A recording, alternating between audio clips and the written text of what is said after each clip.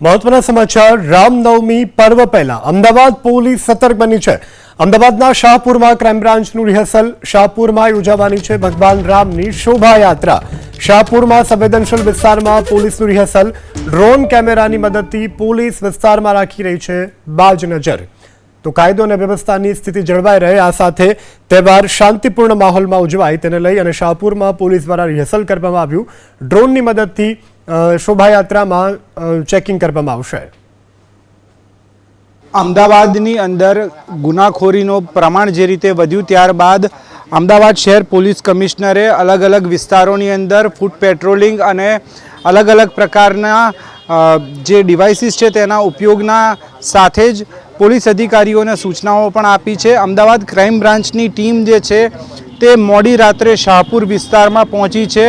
આગામી સમયમાં જે તહેવારો આવી રહ્યા છે તે તહેવારના અનુસંધાનમાં વિસ્તારમાં અસામાજિક તત્વો પર ડ્રોનથી નજર રાખી શકાય તે માટેનો આ પ્રયાસ અત્યારે કરતો જોવા મળી રહ્યો છે। ક્રાઇમ બ્રાન્ચની ટીમ પહોંચી છે। અલગ અલગ વિસ્તારોમાં ફૂટ પેટ્રોલિંગ પણ કરવા માટેની સૂચનાઓ જારી કરવામાં આવી છે। હાલ શાહપુર વિસ્તારની વાત કરવામાં આવે તો શાહપુર વિસ્તારની અંદર ક્રાઇમ બ્રાન્ચની ટીમ પહોંચી છે જે ડ્રોન દ્વારા અલગ અલગ રસ્તાઓ ઉપર નિગરાની રાખી રહી છે, નજર રાખી રહી છે। જે ડ્રોન છે તેની જે ટેકનોલોજી છે તેનો ઉપયોગ કરીને ખાસ કરીને અલગ અલગ વિસ્તારોની અંદર ચાંપતી નજર રાખી શકાય, લોકોની જે પ્રવૃત્તિ છે તેની પર નજર રાખી શકાય તે પ્રકારની અત્યારે હિલચાલ અહીંયા જોવા મળી રહી છે।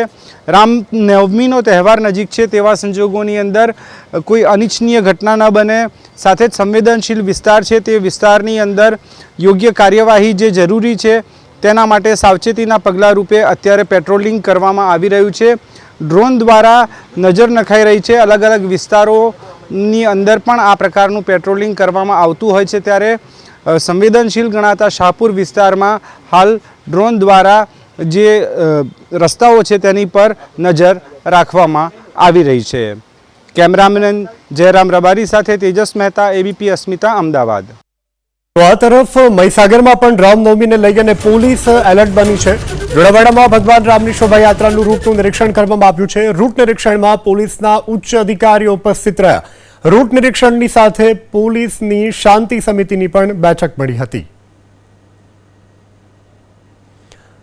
તો લુણાવાડામાં પણ ભગવાન રામની શોભાયાત્રા પૂર્વે પોલીસના ઉચ્ચ અધિકારીઓ દ્વારા પરિસ્થિતિ ઉપર કાબુ જે શાંતિ સમિતિની બેઠક છે તે મળી હતી। તો આ તરફ રામનવમીને લઈ અને સોમનાથના વેરાવળમાં પણ પોલીસની ફ્લેગ માર્ચ, વેરાવળના મુખ્ય માર્ગો ઉપર પોલીસની ફ્લેગ માર્ચનું આયોજન કરવામાં આવ્યું છે।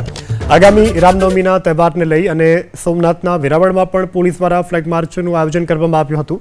વેરાવળના મુખ્ય માર્ગ ઉપર પોલીસ દ્વારા ફ્લેગ માર્ચ કરવામાં આવી હતી। કાયદો વ્યવસ્થાની સ્થિતિ જળવાઈ રહે અને શાંતિપૂર્ણ માહોલમાં તહેવાર ઉજવાય તે દિશામાં પોલીસ દ્વારા ફૂટ પેટ્રોલિંગ કરાયું।